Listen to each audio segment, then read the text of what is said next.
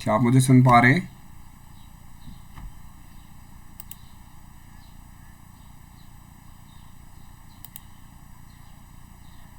क्या मेरी आवाज़ आपको आ रही है?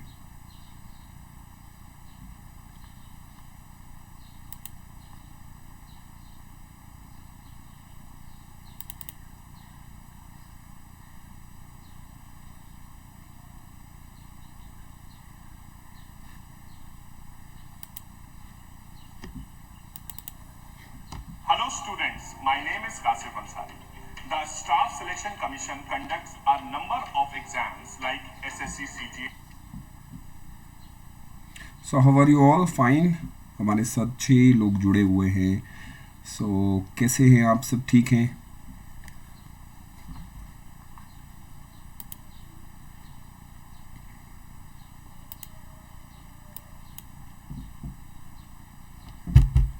आई think there is some problem. शायद आपको मेरी स्लाइड दिख रही होंगी तो प्लीज़ बता दें एक बार।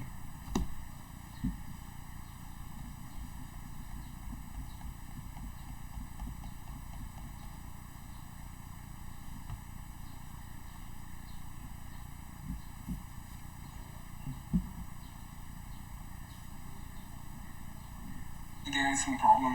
शायद आपको मेरी स्लाइड दिख रही होंगी तो प्लीज़ बता दें एक बार। Okay, so everything is okay. Slide पूरी प्रॉपरली दिख रही है आपको?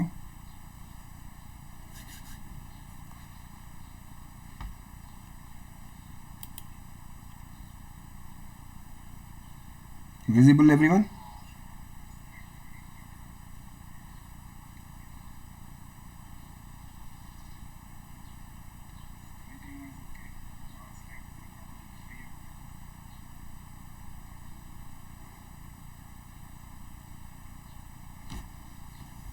एक बार सब यस लिख लें तो हम स्टार्ट करते हैं, बिकॉज टाइम बहुत कम होता है तो फिर टाइम प्रॉपरली मिल नहीं पाता है। तो प्लीज़ बता दें।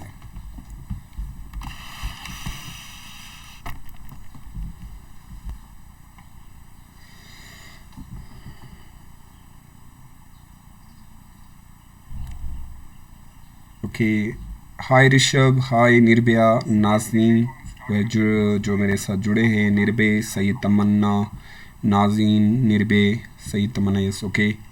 सो just wait for few second more कि और बच्चे जुड़ जाएं, बिकॉज आज क्या खास हम करने के लिए जा रहे हैं, that is important. So yes of course Rishabh, hi, how are you all? Fine? Hello hello Vivek.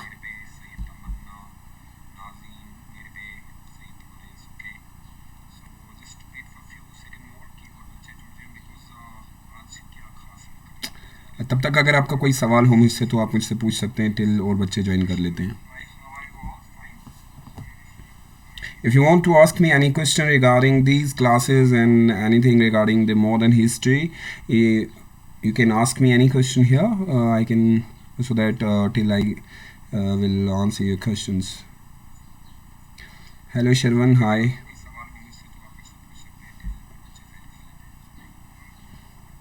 Hello Ayush, कैसे हैं आप? ठीक हैं?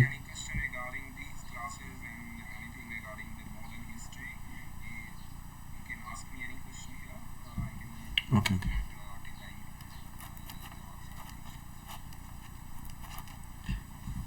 अब रिपीट नहीं हो गई। निर्भय सिंह कहते हैं कि it's okay. So without wasting our time, because it's a precious time, good afternoon Dikshit Dubey, I hope you are fine. आपकी कोचिंग, आपकी क्लासेस बहुत अच्छे से जा रही होंगी। Let's start. Our topic is today to discuss some previous year question papers of modern history. Coffee addict did not get the timetable for working aspirants. Sir आपकी voice repeat हो रही है। आप भी आवाज़ अगर ऊपर हो रही है तो please do let me know कि आपकी वॉइस ब्रेक हो रही है। So these are the previous year question answers, history UPSC. So the first question you have seen that in 2018 the UPSC asked the questions about the access the importance of the account of the Chinese and the Arab travelers in the reconstruction of the history of India in 2018. 2018 में सवाल आया था UPSC का, जिसमें ये कहा गया था कि जो हमारे यहाँ पे चाइनीज़ और अरब के लोग यहाँ पे आए, उन लोगों की इंपॉर्टेंस बताएं इंडियन हिस्ट्री में क्या है। And we all know that कि ये जो सवाल है ये मिडिवल से पूछा गया है। और मॉडर्न हिस्ट्री से भी सवाल अगर आप इसको लिंक कर पाएंगे, क्योंकि अगर आप चाइना की बात करते हैं और अरब की बात करते हैं तो काफ़ी लोग उस टाइम पे जो है इंडिया में विज़िट किए हुए हैं। तो अब देखें, आपको ये याद रखना पड़ेगा सर, सन वर्ल्स, let me complete these questions. जब मैं ख़त्म कर लूँ तो फिर मैं आपके सवालों के जवाब देता हूँ। देखें, अब अगर आपने पूरी बुक पढ़ ली मिडिवल की और आपने ये नहीं पढ़ा कि चाइनीज़ और अरब ट्रेवलर्स जो यहाँ पे आए उन्होंने कितनी मदद की है हिंदुस्तान की हिस्ट्री बनाने में। It's not only about to making a history, it is about the source, जो उनसे information we got the information from them, that makes a Indian history properly. Okay, so ये सवाल 2018 में पूछा गया और मेंस का सवाल था। आपको क्या लगता है कि अगर ये सवाल आप मेंस दे रहे होते और आपने पढ़ा भी होता तो मुझे लगता है कि ये सवाल का जवाब आप बहुत अच्छे से दे सकते हैं। लेकिन कब? जब आपने इसको बहुत अच्छे से, हमारे में प्रॉब्लम क्या है कि हम लोग सिर्फ इतना पढ़ते हैं, मैगस्थीनस था कोई, फिर इब्ने बतूता के बारे में पढ़ते हैं, तो हमें थोड़ा थोड़ा पढ़ लिया और हाँ जी ये 2-4 आदमी हैं ये जो आए, तो हिंग सॉन्ग एक था जिसको चाइनीज़ में बोलते हैं हम लोग।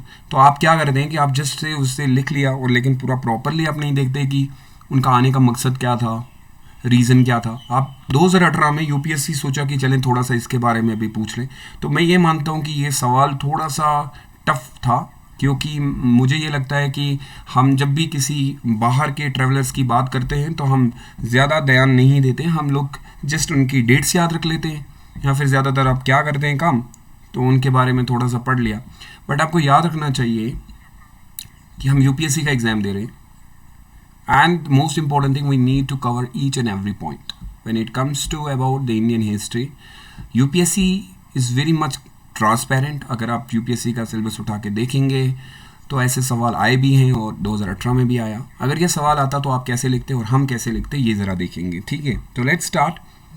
फर्स्ट ऑफ ऑल वो आपसे सवाल की डिमांड क्या कर रहा है, तो what will be the introductions. आप देखें वो सवाल की डिमांड है, access the importance of the account of the Chinese, China's के जो लोग यहाँ पे आए उनकी इम्पोर्टेंस क्या है first, and the Arab travellers, यानी 2 लोगों के बारे में बात करनी है, 2 कंट्रीज का पूछ रहा है वो, चाइनीज़ और प्लस अरब के। अगर आप दोनों में से एक का मेंशन करते हैं तब भी आपका आंसर पूरा नहीं होता है, और दोनों का करते हैं तब कहीं पे जाके और क्या लिखते हैं, दैट इज़ मोस्ट इंपॉर्टेंट। और वो ये सवाल कर रहा है कि reconstruction of the history of India, Hindustan की हिस्ट्री बनाने में कैसे मदद। आप ये नहीं लिख सकते वो अपने साथ ये लेके आए वो लेके आए, आपका सवाल डिमांड कुछ और कर रहा है, तो आप पहले 2 या 3 बार, मिनिमम 2 या 3 बार आप सवाल को पढ़ लें, बेस्ट वे होता है, फिर उसके बाद इसका जवाब दे दें।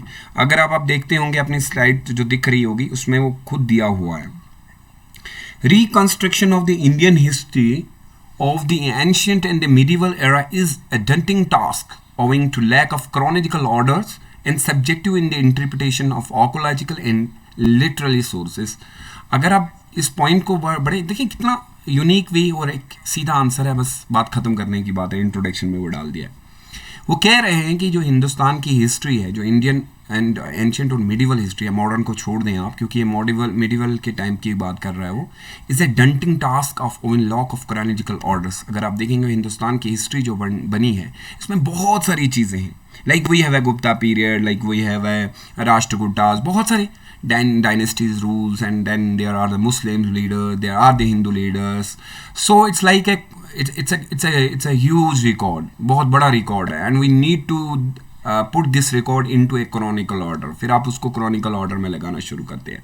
there are some leaders जिनका subjective वे रहा है, किसी ने किस तरीके की, जैसे अकबर का एक पीरियड बहुत अच्छा गुजरा, फिर औरंगजेब के पीरियड में डिक्लाइनिंग पीरियड आ जाता है, तो बहुत ऊपर नीचे है।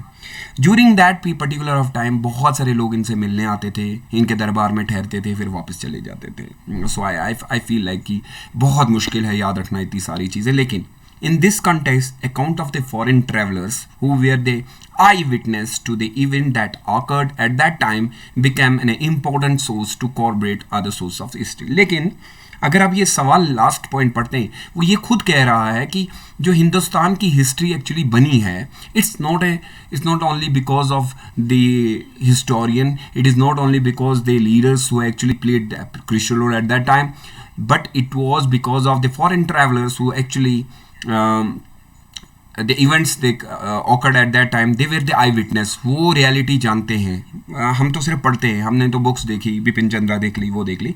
रियलिटी किसको पता है कि ऐसा हुआ भी कि नहीं. सो एट दैट टाइम हमें लगता है कि नहीं. One of the most sources of the modern Indian history, one of the most sources of the ancient and medieval history is none other than the travellers.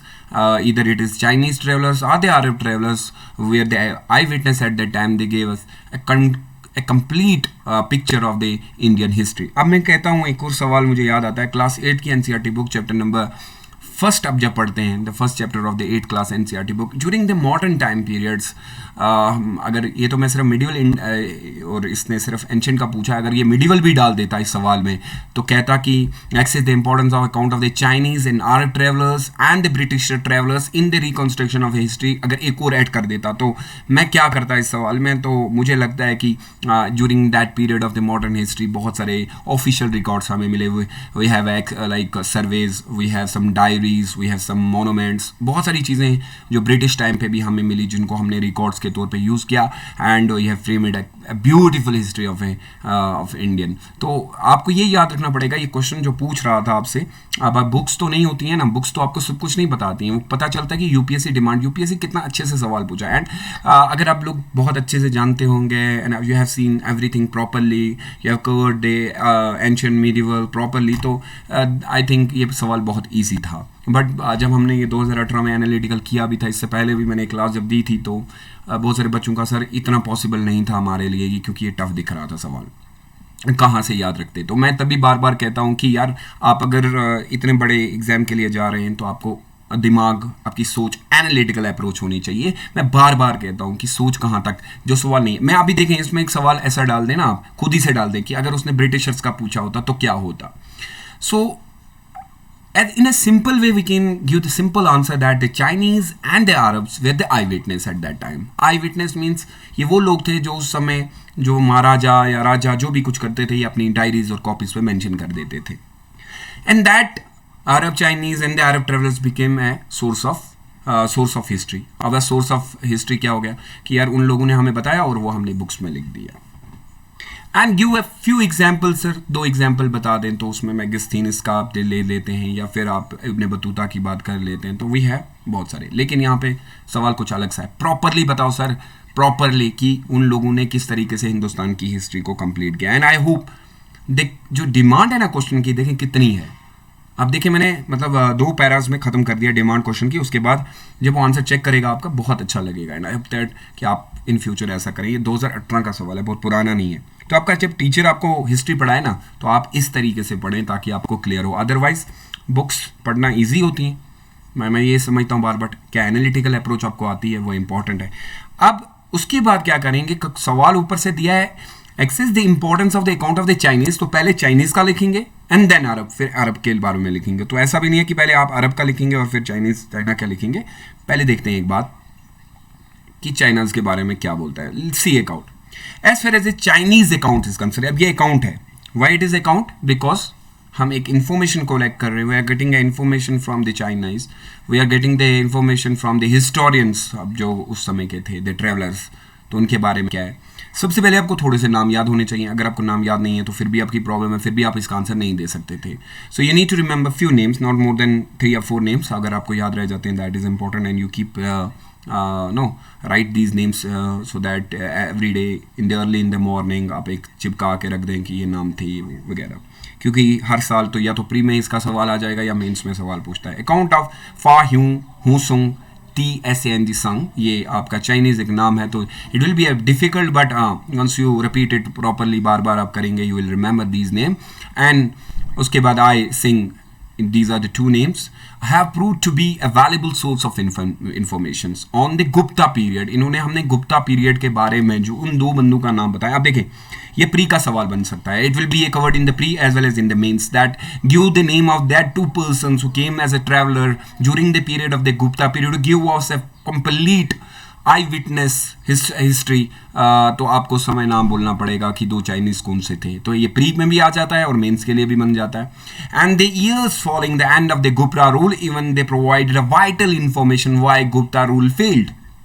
And why Gupta period is known as the golden period? Who said? No, Suhail sir. No book can tell you that the Gupta period was a golden period or जो कुछ भी हुआ. It was because of these Chinese travelers who gave us a complete information about the Gupta period. कि किस तरीके के लोग रहते थे, कैसे लोग रहते थे. We don't need to mention here that Gupta period. No, not at all. हमें यहाँ पे गुप्ता पीरियड के बारे में कुछ नहीं लिखना है. हमें लिखना है कि चाइना की ट्रैवलर्स ने आपको क्या दिया. उन्होंने आपको क्या दिया कि उन्होंने गुप्ता पीरियड के बारे में आपको बताया, गुप्ता पीरियड डिक्लाइनिंग पीरियड आपको बताया. That's more important. See answer किस तरीके से लिखा है मैं वो बताने की कोशिश कर रहा हूं. And they provided us a vital information about what. The first thing they gave us information about the socio economic condition in India. कि हिंदुस्तान का अगर आप सोशियो इकोनॉमिक कंडीशंस जो थी, it is not only about the Gupta period, it is about that whenever we talk about the Indian history, we talk about the socio-economic condition of the India. Who has given us this kind of information कि क्या हाल था? None other than these travelers. Books तो उतना नहीं बताती या books अगर बताएंगे ना तो बुक्स किसका बता रही हैं. बुक्स में जो कवर किया गया है वो किसी ने इंफॉर्मेशन दिया. फॉर एग्जाम्पल फॉर ह्यूंग सुंग मैंशन अबाउट द चंडालास यानी अनटचेबिलिटीज के बारे में सबसे पहले बात करने वाले बंदे का क्या नाम था. So for example, if you know that the Jyotiba Phule, you know about the B.R. Ambedkar, you know about the Gandhi ji, that they were the people who actually came out for the protection of the untouchability, but you don't know about the condition of the untouchability during the ancient and the medieval period. Who talk about these untouchabilities was none other than they were the Chinese traveler. They said that कि उनकी हालत कैसी थी, what were the condition of the time during the ancient and medieval, living outside the village. They show that the untouchability was prevalent in the society as early as the 15th century. Who said? Gandhi ji. Who said? Suhail sir? No. It was because of these Chinese travelers who talk about these untouchability that आज भी हम बात करते हैं. That's why we call that कि इनके साथ बुरा हुआ है. We have a well information, we have a lot of information about these untouchabilities because the person who has given eyewitness था वो जिसने ये देखा कि उनकी हालत बहुत ज़्यादा ख़राब थी during the 5th century it started actually. So कल को आपको सवाल आ जाता है कि वो the first person who gave us the information about the untouchabilities was not a Jyotiba Phule, it was the Chinese for who talk about these untouchable. They were called the Chandals at that time. So living outside the village, they were not allowed to build a house in main areas like town or cities. So these were the condition who talk about. Then none other than these were the travelers who belongs from the Chinas and the Arabs. You got it? I'm audible to everyone. I hope that you are enjoying this class. Maybe do you have any question you can ask me. तो so that कि मुझे भी ये लगे. And write down why only. आप why लिखेंगे खाली so that कि मैं मूव करता हूँ आगे, नहीं तो मुझे ऐसा लगेगा कि आप सो रहे हैं और मैं बोल रहा हूँ. First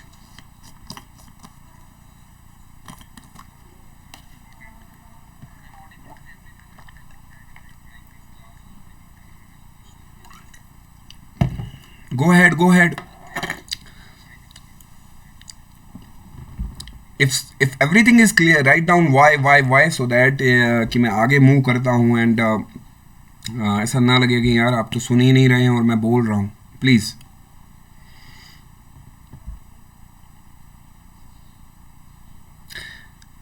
one person who has typed yes is Shriya Sinha. We have a Nirba, we have a coffee addicted and unseen TV. I don't know कौन है. Please write down yes so that we will move to the next slide. Until unless जब तक नहीं लिखेंगे slide change नहीं होगी. Fast. It's not only about Nirbe. We have some more students there. I'm just want to know about that कि आपको समझ में आ रहा है what we are doing here, what is the topic actually all about. So तब तो मज़ा आएगा.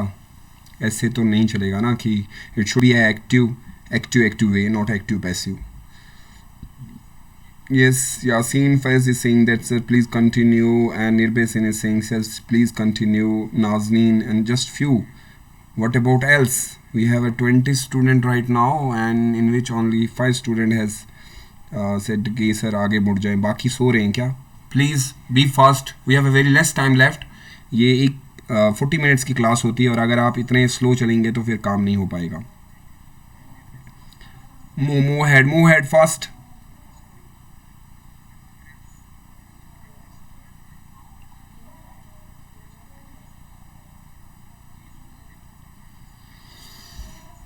Any more question about this? जो अभी तक हमने पढ़ा इसमें से कोई सवाल है तो प्लीज बता दें.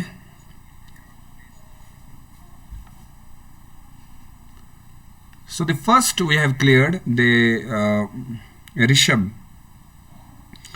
Okay, now the next question is that पहली जो जानकारी हमें मिली that was only about that the socio-economics. Okay.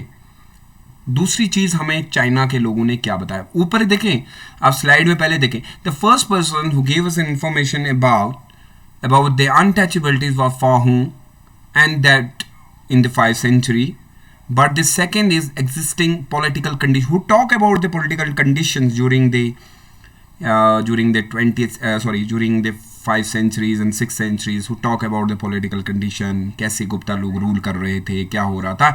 It was a one person belong from the China जिसको हम travelers बोलते हैं, was Song who song account show that during the Harsha, इसने हर्षा के बारे में प्री में ये भी कवर हो सकता है कि हर्षा के रीजन का जो गुजरा उसके बारे में हमें किसने information the. During 7th century was a person who belongs from the China is Patliputra was in the state in decline on the other hand. So दोनों चीज़ें बताई कि क्या रूल कर रहा था वो. अब आप रूल नहीं लिख रहे हैं यहाँ पे, आप ये सिर्फ बता रहे हैं कि उसने किस चीज़ के बारे में हमें बताया.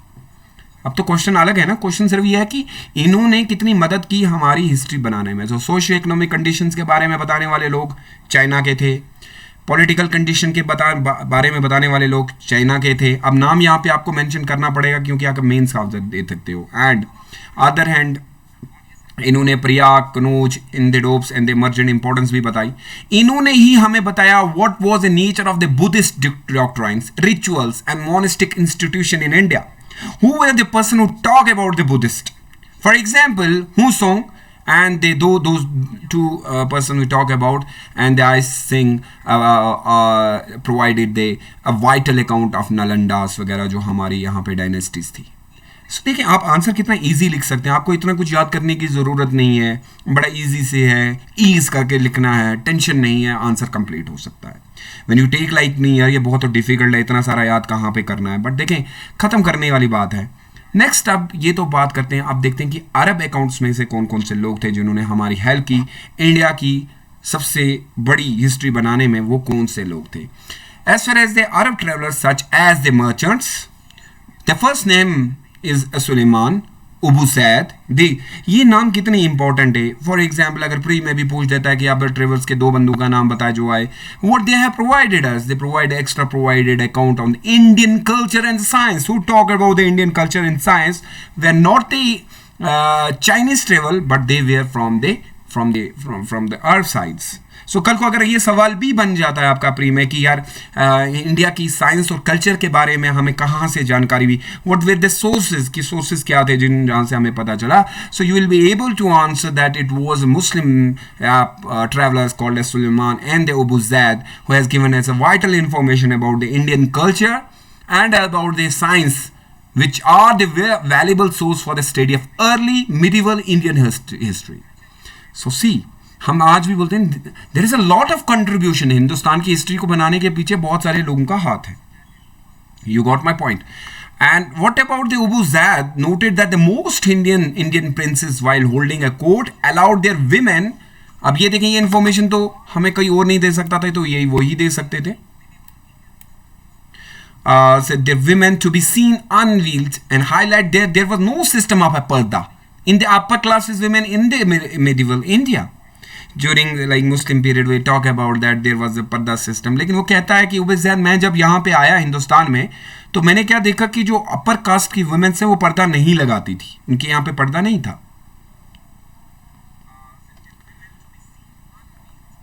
And what about now Arab travel also provided information about the socio-economic condition through the description of the trade के बारे में जानकारी दी.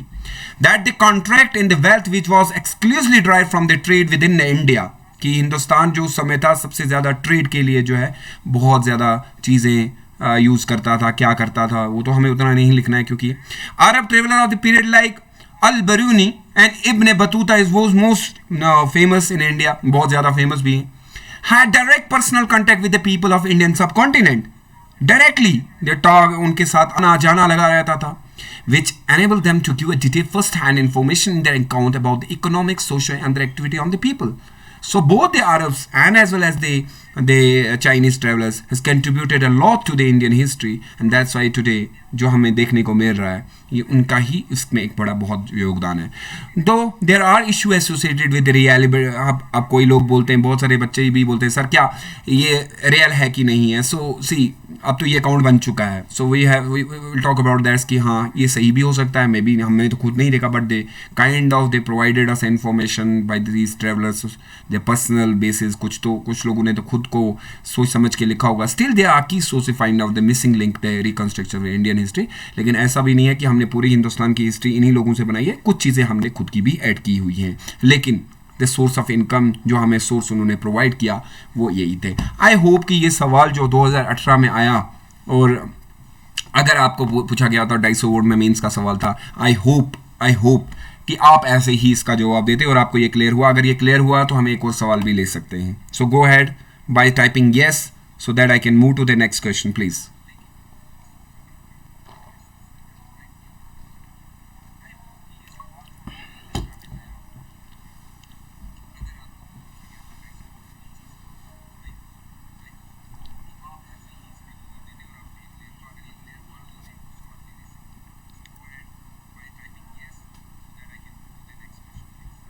Be fast.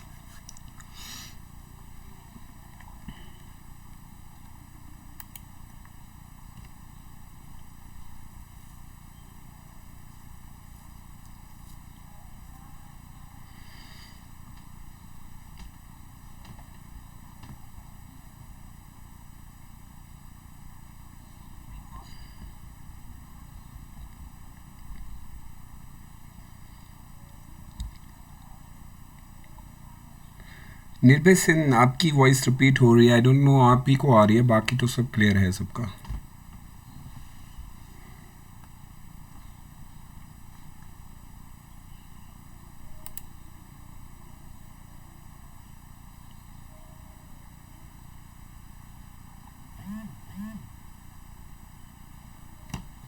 Shall I move to the next question please? Do let me know.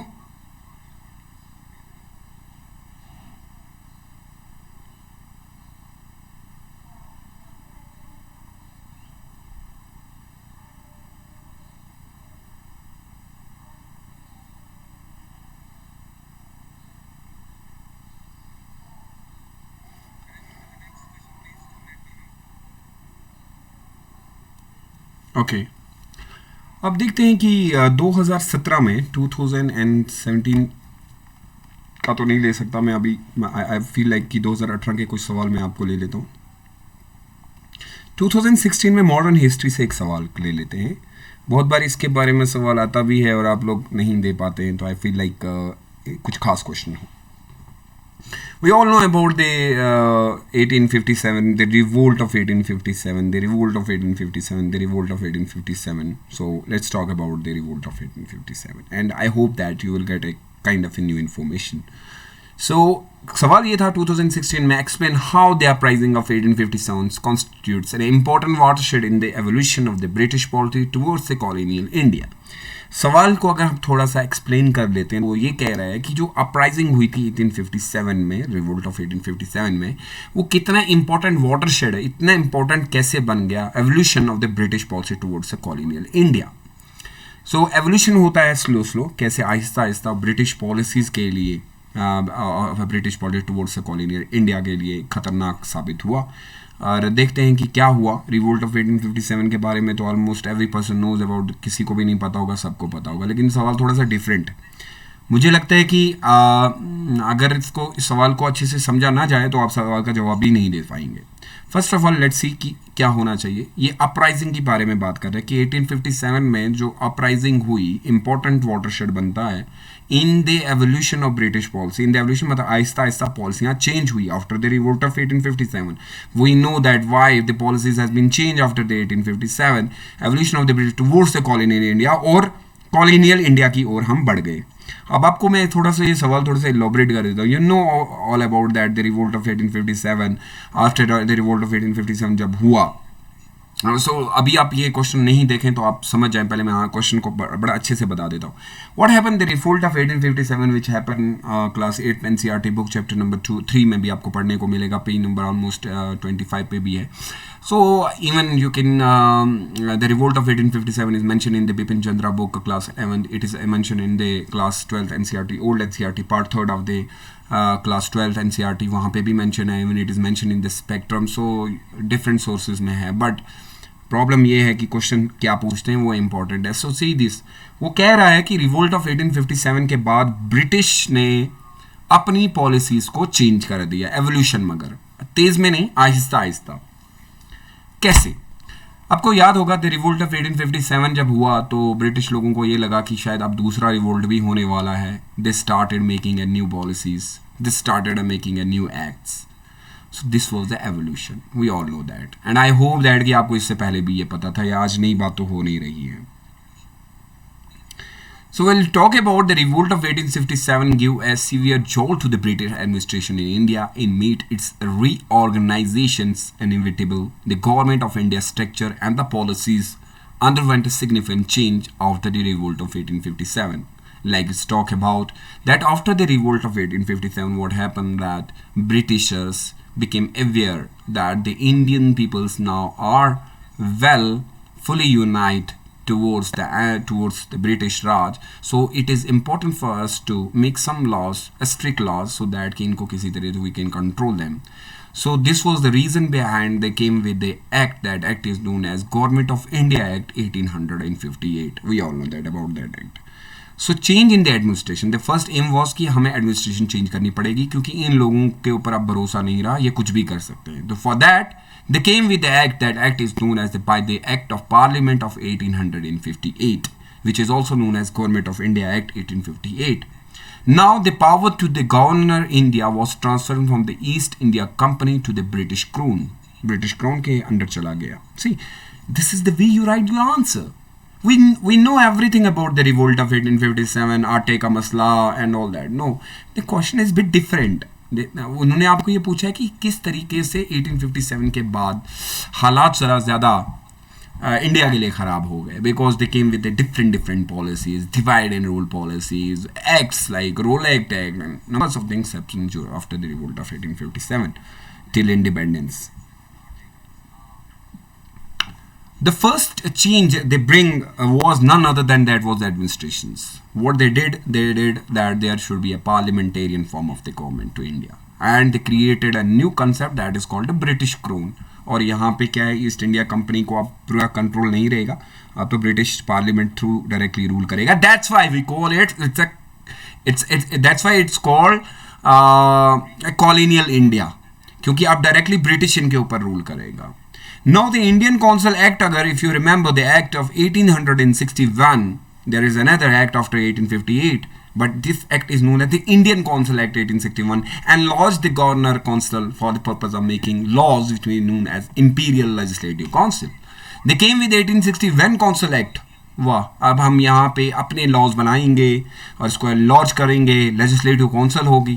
सो खतरा बहुत बढ़ रहा था बाबा. So India को ये आप देखें रिवोल्ट ऑफ 1857 के बाद एवोल्यूशन है. It's evolution. Evolution means gradually, slowly, Aahista Aahista अपने अंडर किया गया. शायद 1857 ना होता तो, अगर सवाल ऐसा भी कभी आ जाए, अगर रिवोल्ट ऑफ 1857 ना होता तो क्या हिंदुस्तान कॉलोनियल रूल करता? अब ऐसा भी सवाल हो सकता है. तो मुझे फील होता है, इफ आई पर्सनली अगर मुझसे ये सवाल किया जाए तो आई फील लाइक कि 1857 के बाद ही हिंदुस्तान की कहानी ज़्यादा बदली. अदरवाइज उतना नहीं था, क्योंकि जब ईस्ट इंडिया कंपनी थी तो वो लूट मार के लिए आई थी. तो मुझे लगता है कि 10, 15, 20 साल और लूटते तो चले जाते. बट जब इन्होंने पार्लियामेंटेरियन फॉर्म ऑफ गवर्नमेंट को इंट्रोड्यूस किया तो तब हालत ज़्यादा ख़राब हो गई. Let's talk about the provisional administration. The first is the administration. Now it is about a provisional administration. They divided the Indian administrative conventions into a provinces. 3 of which Bengal, Bombay and Madras were known as the presidencies. अलग कर दिया, divide कर दिया. These presidencies were administered by Governor General and the Executive Council of 3 who were appointed by the Crown. No, अब तो viceroy बन गया ना, अब तो गवर्नर जनरल जो है वो एक होगा. अलग अलग कर दिया. Even they changed their army को भी बदल दिया. Now the domination of the army by its European branch, अगर उससे पहले आप देखेंगे before the revolt of 1857 there were the majority of the army जो है वो इंडियन ही हुआ करती थी, but after the revolt of 1857 उनको लगा कि नहीं इनकी आर्मी हमारे लिए कोई फ़ायदा देने वाली तो है नहीं, हम तो यूरोपियन आर्मी यहाँ पे, the carefully granted the proportion of the Europeans to Indian in the army was raised, यानी कि यूरोपियन आर्मी ज़्यादा आएगी और इंडियन लोगों पे क्योंकि ट्रस्ट खत्म हो चुका था. So it is not only about the changing the administration only, it is about the changing the entire system of the India. By why? The reason was the revolt of 1857. They came with a different act, they came with a different policies, they came with the different strategies, and these strategies show that how India became in a colonial India. The reason, अगर आपसे कोई सवाल पूछता है, what do you mean by colonial India? You can say that it was the policies of the Britishers. Provisional social policies, cultural policies, India को अपने गुलाम बनाने का. दैट्स व्हाई इधर आप देखें, आप जो पढ़ रहे हैं आप स्लाइड्स में भी देख रहे होंगे किस तरीके से गुलाम बनाया.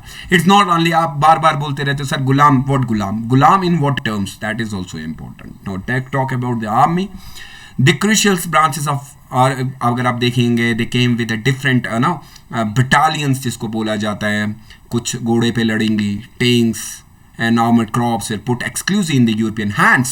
The Indian were strictly excluded from the higher posts. अब छोटे जो आर्मी के, जो इंडियन आर्मी के थे उनको छोटी छोटी जॉब दे देते थे, बोलते थे. लेकिन जो क्रूशियल आर्मी का काम होता था, जैसे वायरलेस चलाना हो गया, टैंक्स वगैरह हो गए, गन्स वगैरह का कंट्रोल करना, जो मेन एरियाज हैं जहाँ पे हमें लगता है कि यहाँ पे इंडियन, तो वहाँ इंडियन को नहीं, वहाँ पे यूरोपियन आर्मी को दिया जाता. तो हम ये कह सकते हैं it's a kind of discrimination also. So there was a divide and rule policy immediately after the revolt of 1857. They came with the divide and rule policy with the Muslims and Hindu. They will know that कि जब तक ये एक हैं तो हमें खतरा है, and they confessed that their lands and property on large scale and declare Hindu to be their favorite. But after 1870, remember this date, the policy was reversed and attempt was made to turn a Muslim against the nationalistic. These are the policy you need to remember. A nationalistic movement. पहले बोलते थे कि हम during the first phase they said that Hindu हमारे लिए बहुत अच्छे हैं एंड मुस्लिम हमारे लिए खतरा है. Suddenly they change their faces, they said no, Muslims हमारे हैं, हिंदू हमारे लिए खतरा है. They created a hatred amongst the Hindu and Muslims. This was a policy actually. I can say that it was not actually, but it's a preconditional. You पहले ही बना था, pre-planned was everything. The government clearly used it, the attraction of the government service to create. The most important, to create a split between the educated Hindus and the Muslims. It was a split, and now today, I can say in a contemporary India, what's going on? It is all because of these Britishers who created the hatred amongst the Hindu and the Muslims, and still we are facing a lot of problems. मुझसे अगर कोई सवाल करता भी है तो मैं कहता हूँ कि ब्रिटिश की पॉलिसी वो जो छोड़ के गए थे ना, वो अभी तक ख़त्म नहीं हुई है. वो हमें चेक करना पड़ेगा कि इसको कैसे ख़त्म किया जाएगा, क्योंकि अभी तक वही सब चले. And change in the army, divide and rule policies. Now what kind of the relation they created with the princely state? उस समय तो बहुत सारी princely states थी. So loyalty of the princely state was now rewarded with the announcement of their right to adopt their heirs would be respected, and the integrity of the territory granted against the future annexations. We all know that about कि अभी यार तुम लोग हमारे साथ जुड़ जाओ, हमारे हो जाओ, हम तुम्हें राइट टू प्रॉपर्टीज ये सब कुछ दे देंगे. Princess states became like a servant उनके सामने. So this show that the kind of destruction they made in India was unbelievable. The official became hostile. The Indians educated later began to be organized a national movement. We all know that they started a movement like there was a Raja Ram Mohan Rai, Surendranath Banerjee, we have a Gopal Krishna Gokhale, we have a Lal Balpal, we have a Firoz Shah Mehta, a lot of name, Subhash Chandra Bose, and बहुत सारे नाम आप याद करेंगे. The people found the Indian National Congress, where none other than that Dadabhai Naoroji actually came with this name of Indian National Congress. इससे पहले इसका Indian National Congress नाम नहीं था. This name has been taken from the Constitution of America. You remember this name, आपको भूल ना जाए. Now the land of the most of the Talukdars, Awadh were restored to them. The Zamidar and the Lond were hailed as a traditional and the natural leaders of the Indian people. Their interests and privileges were protected, and they in turn become the friends of the supporters of the British rule in India. कुछ लोगों को इन लोगों ने इतना सब कुछ बना दिया, बड़ा बड़ा जमींदारों को ये वो वगैरह, तो उनसे ज़मीनें ले ली and all that. This was a confusion among the Indians. So it showed that how the revolt of 1857 created a problem.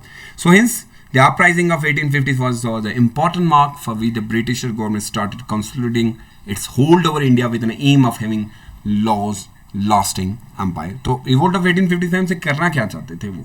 They started just because they want to create कि हम लोगों को यहाँ उम्र भर रहना है.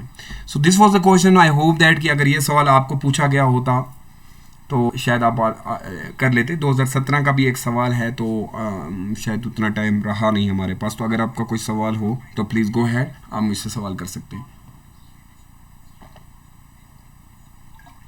प्लीज़. रिगार्डिंग इससे जो हमने पढ़ा, अगर कोई सवाल है, निर्भय, हिमांशु, श्रेया, नाज़ीन, यासीन, ऋषभ, कॉफ़ी, कुछ जो नाम हैं, Rupesh, do you have any question regarding जो हमने पढ़ा? 2 क्वेश्चन जो आपने लिए, कुछ समझ में आया? Please go had, please go had.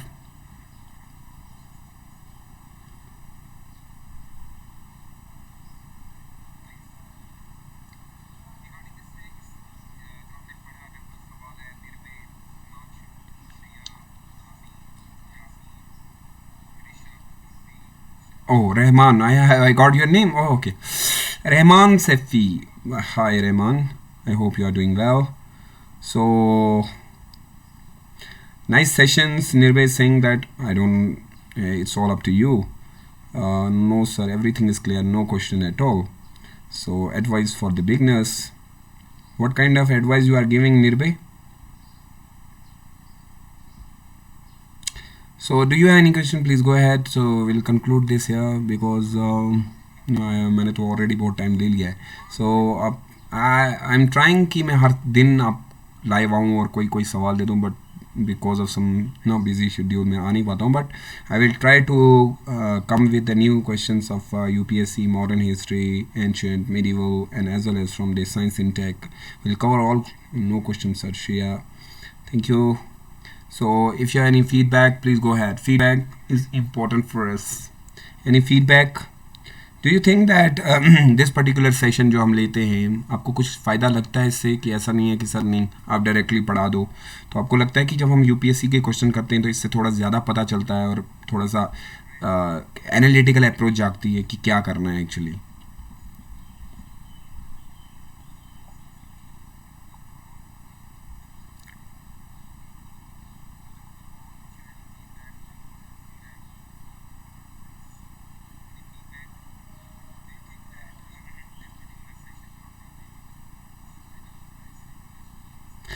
Coffee addicts, introverts saying loving this session. Thank you so much. Anyone else want to know about this session? So do you want that? Yes, analysis पता चल रहा है sir. Do you want this? You are awesome sir. Shreya, thank you. So do you want this session should be continue? If you sir notification नहीं आई. Neeraj, yeah sir. Which kind of notification you are talking about, the Neeraj? Notification regarding the class timing. Very useful sir. Your decisions and advice. Thank you. Everything is clear sir. Yes sir, continue. Yes Neeraj, notification regarding the class timing. We actually yeah absolutely, please continue. Rishabh, sorry Neeraj, I will talk to my the team who actually making a notification. Yeah, you're like, oh sorry, you so missed that. No, you just go through. मैंने इसके बाद तो ये आ जाएगी. Yes, continue, but I also did not get a notification. I'm extremely sorry those who are not receiving a notification of classes. I don't know what's going. There are some technical issues. We'll rectify that and we'll get back to you soon. So in next time it's helpful. Thank you sir. Maybe I'm taking a class tomorrow also. With the same we'll discuss about the UPSC question. So be ready at 3 PM. So आज मैंने आपको आज पहले ही बता दिया, कल मैं 3 बजे लाइव आऊँगा जहाँ पे मैं आपके साथ UPSC के क्वेश्चंस 2018, 2017, 2016, 15 के मेंस के क्वेश्चंस के बारे में डिस्कस करेंगे. We also discuss about the pre MCQs question also tomorrow at 3 PM shop.